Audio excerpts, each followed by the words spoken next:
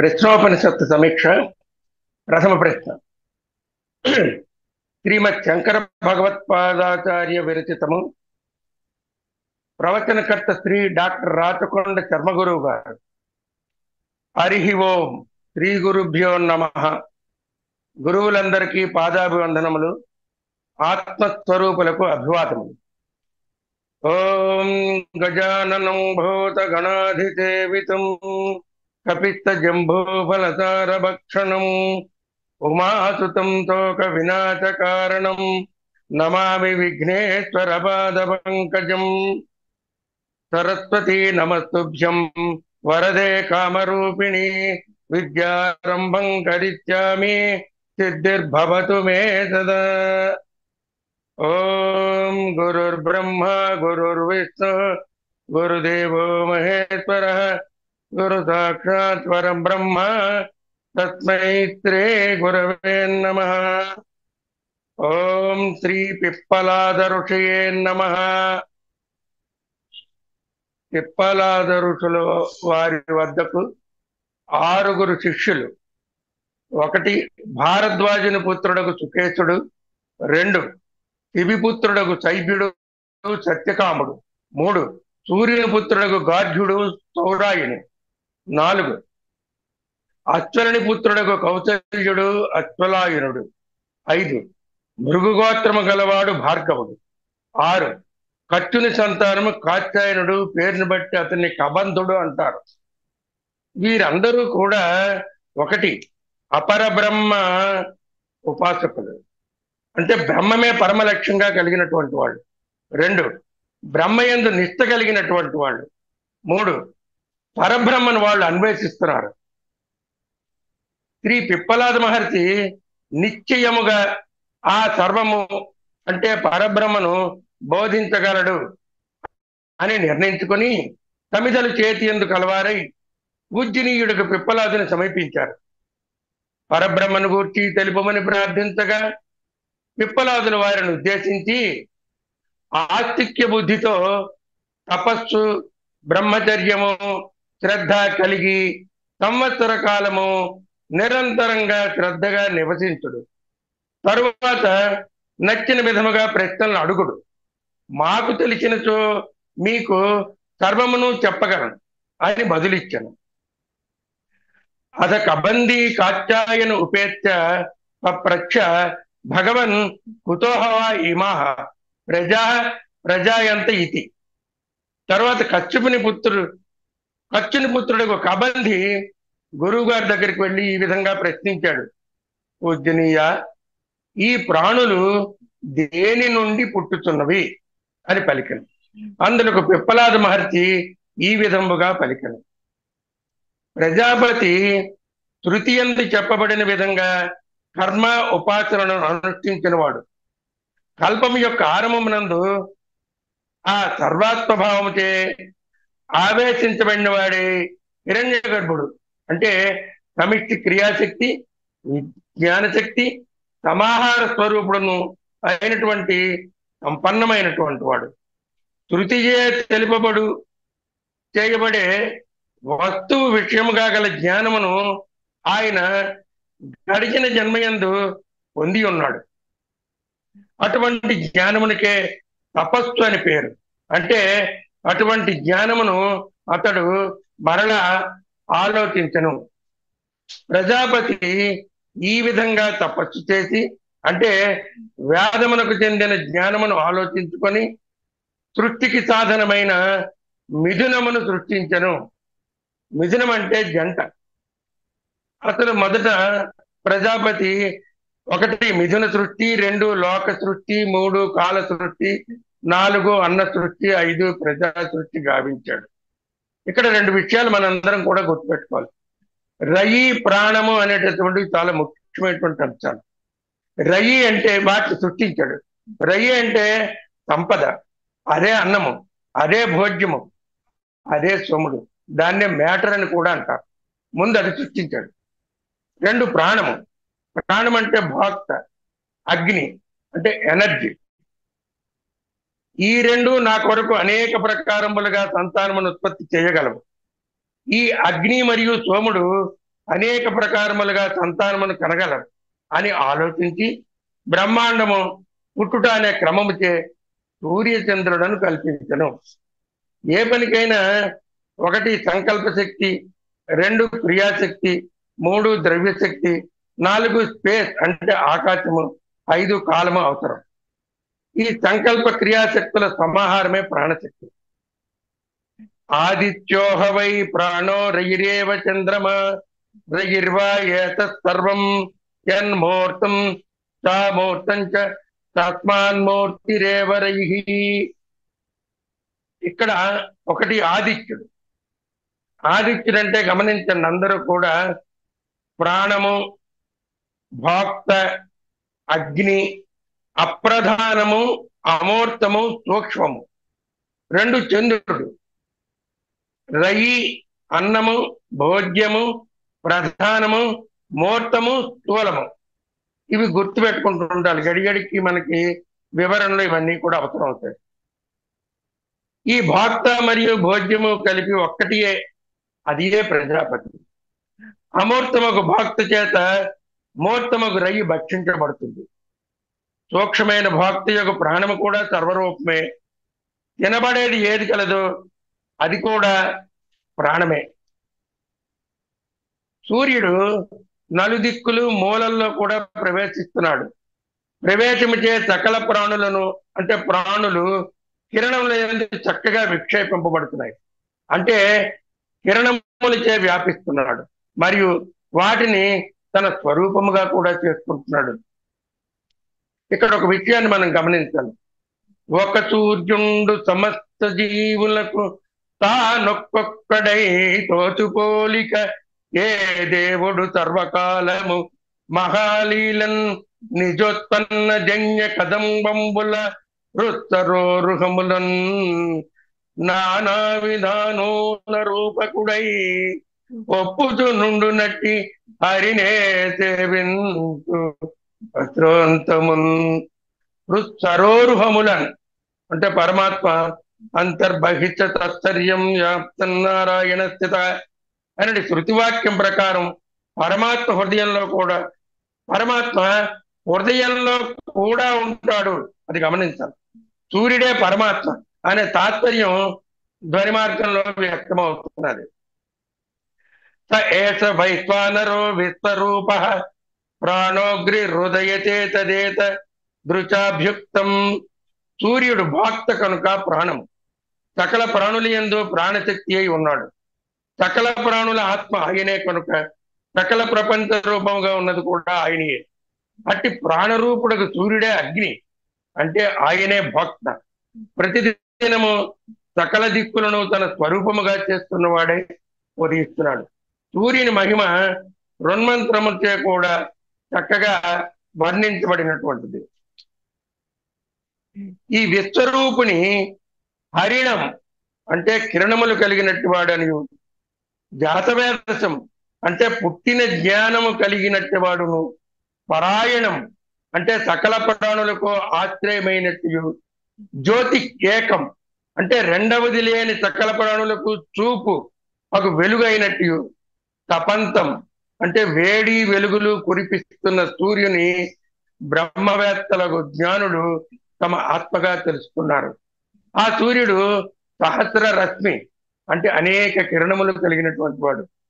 శతదా వర్తమాన అంటే ప్రాణుల యొక్క భేదముచే అనేక ప్రకారములుగా ఉంటున్నాడు.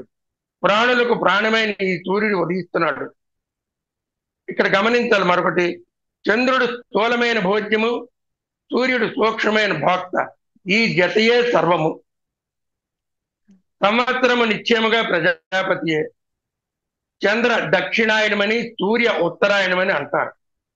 ఎవరైతే ఇష్టము, పూర్తము, దానము మొదలైన బ్రహ్మను ఆ విధంగా ఉపాసిస్తారో చంద్రునికి చెందిన లోకములు మాత్రమే జయిస్తారు. వారే మరలా తిరిగి జన్మిస్తారు. కాబట్టి ఈ ఋషులు సంతానము కోరువారై దక్షిణ మార్గాన్ని పొందుతున్నారు. ఏ పితృయాన మార్గము కలదో ఇది నిత్యముగా రయి అగును. చంద్రునిచే నిర్వర్తించబడే తిథులు మరియు సూర్యునిచే నిర్వర్తించబడే రాత్రి పగళ్ళు సముదాయమే సంవత్సరం.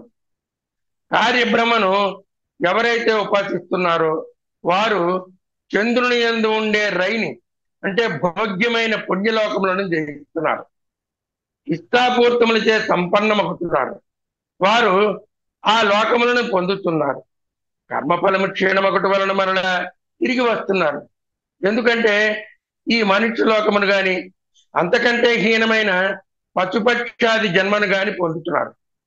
ఈ విధంగా సంతానం కోరే గృహస్థులు స్వర్గమును దర్శించే ఋతులు అయిన ఇష్టాపూర్త కర్మతో మాత్రమే చంద్రుని కర్మఫల రూపంగా సంపన్నం చేసుకుంటున్నారు, చంద్రలోకం పొందుతున్నారు. ఈ పితృయానము దక్షిణ మార్గం. ఈ చంద్రుడు నిత్యముగా రయి అంటే భోజ్యం. తర్వాత ఉత్తర మార్గముచే 1 తపస్సుతో, 2 బ్రహ్మచర్యముతో, 3 శ్రద్ధతో, 4 ఉపాసనతో జగత్తునకు ఆత్మయుగ సూర్యుని ఉపాసించి ఆత్మరూపంగా పొందుతున్నారు. ఇదియే ప్రాణులకు 1 ఆశ్రయము, 2 అమృతము, 3 అభయం. ఇది సర్వోత్కృష్టమైనటువంటి గతి. దీని నుండి తిరిగి మరలి రారు. ఏలయనగా ఈ ఆదిత్యుడు అజ్ఞానులకు నిరోధం. కర్మ ఉపాసన జ్ఞానానికి మెట్లు. జ్ఞానాన్ని పొందకపోతే కర్మ ఉపాసనలు వృధా. అసలు దక్షిణ మార్గంలో కర్మనిష్టలు భవ శుభ. ఉత్తర మార్గం ఉపాసన తప జన మహ. పితరం ఆదిత్యుడు సకల ప్రాణులను ఉత్పన్నం చేయను కనుక తండ్రి. ద్వాదశాకృతి 12 మాత్రములే ఆకృతులుగా అంటే అవయములుగా కలిగినటువంటి వాడు.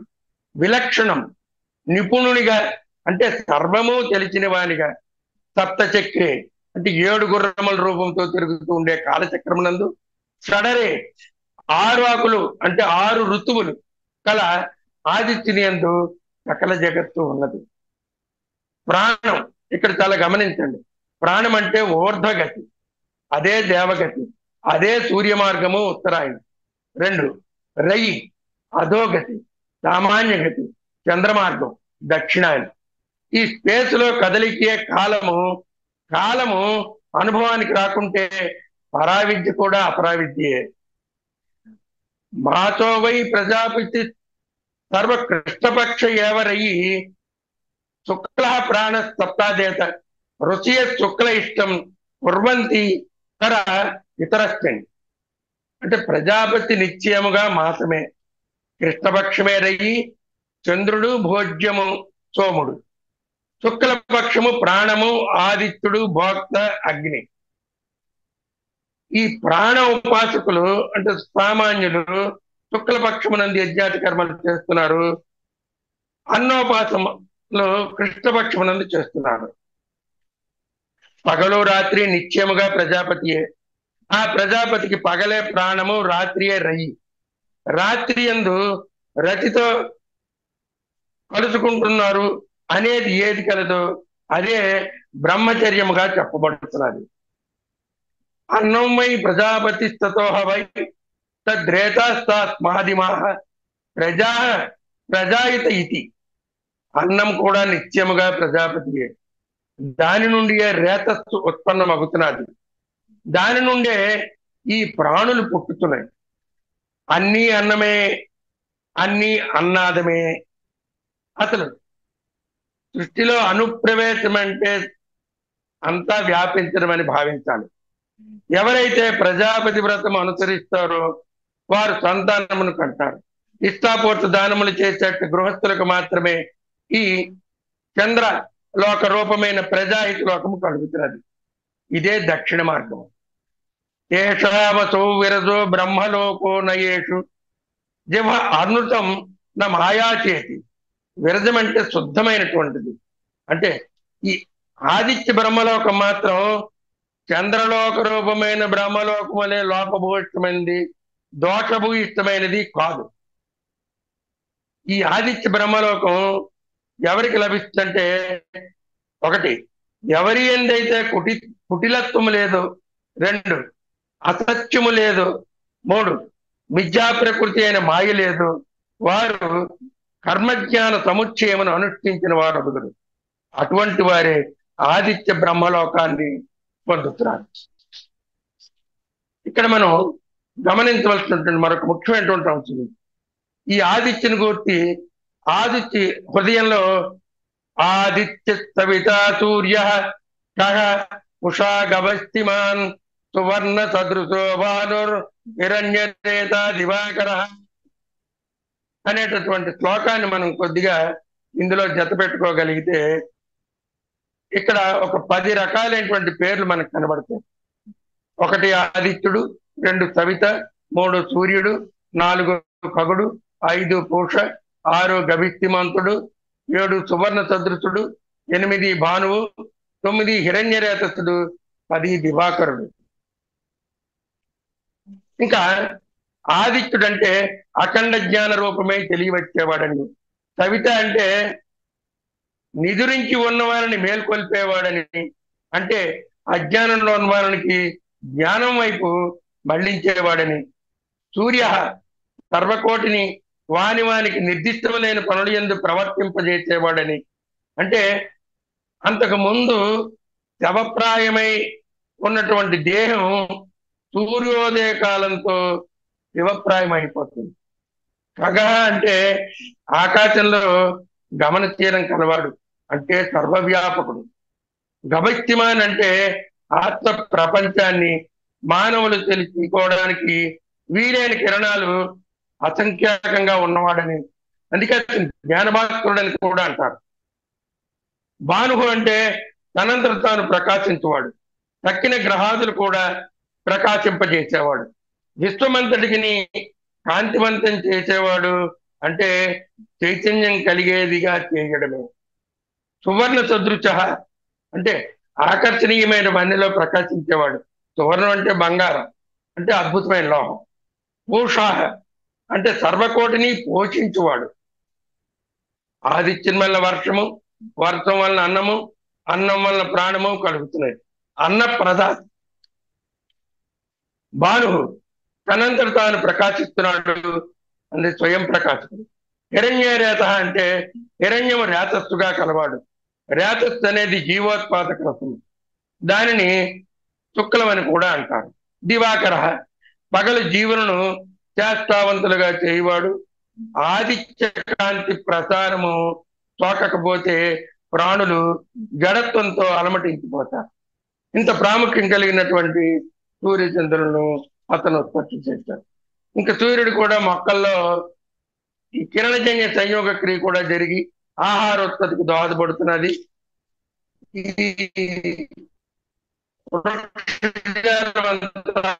కూడా పగటిపూట సూర్యకాంతిని తీసుకుని నేల నుండి సూర్యరశ్మిని వాతనజన్య సంయోగ క్రియ జరుపుకొని పిండి పదార్థం తయారు చేసుకుని మొక్క తన అవయవ భాగాలన్నింటిలో నిలవంచుకుంటే అవే మిగిలిన వాటికి ఆహార పదార్థాలుగా అవుతున్నాయి. అంటే సూర్యుడే జడత్వం కలిగినటువంటి పదార్థాలకి ప్రాణశక్తిని ప్రసాదించి దాన్ని ఆహారంగా తీసుకుంటాడు. సముద్రంలో నీటిని కూడా పీల్చి మనకి వర్ష రూపంలో వర్షిస్తూ మొత్తం లోకాన్ని చేస్తున్నాడు. ముఖ్యంగా ఈ ప్రశ్నోపనిషత్తు విషయంలో 2 విషయాలు మీ ముందు ఉంచే ప్రయత్నం చేస్తున్నాను. మొదటిది, పిప్పలాద మహర్షి ముగింపులో ఒక మంచి వాక్యం పలికారు. తెలియదగిన ఈ పరబ్రహ్మను నేను ఇంత మాత్రమే తెలియతున్నాను. అద్భుతమైనటువంటి వాక్యం. దీనికంటే గొప్పది తెలియదగినది మరి ఒకటి లేదు. ఈ విధంగా శిష్యులకు తెలియబడనిది ఇంకా మిగిలి ఉన్నదనే ఆ శంకను పోగొట్టుటకై మరియు తాము కృతార్థులమైతమనే బుద్ధిని కలిగించుటకు ఆ మహర్షి ఇంత చక్కగా ఉద్బోధ చేశాడు. ఆ పిప్పలాద మహర్షి ప్రారంభంలో ఓ చక్కటి మాట ఆడాడు.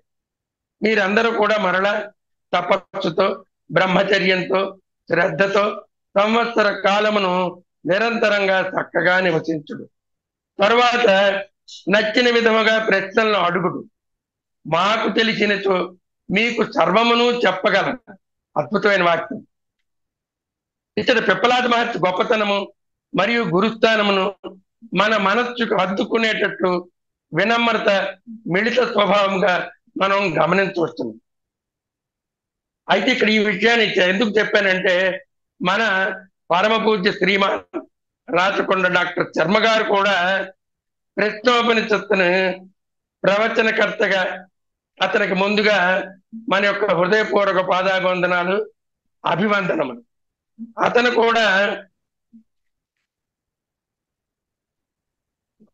ఈ పిప్పలాద మాట చెప్పినట్టుగా అతనితో ఒక వాక్యం చెప్పదలుచుకున్నాడు. మీ గురుత్వము కూడా అట్లే ఉన్నది, ఏ రకమైనటువంటి భేదం లేదు.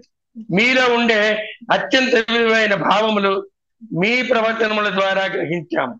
మీ గురుత్వమునకు మనపూర్వక నమస్కారాలు, పాదాభివందనములు. అది మా అదృష్టంగా భావిస్తున్నాం. ఈ అవకాశం నాకు ప్రసాదించినందుకు ముఖ్యంగా డాక్టర్ శర్మ గారికి హృదయపూర్వక నమస్కారాలు.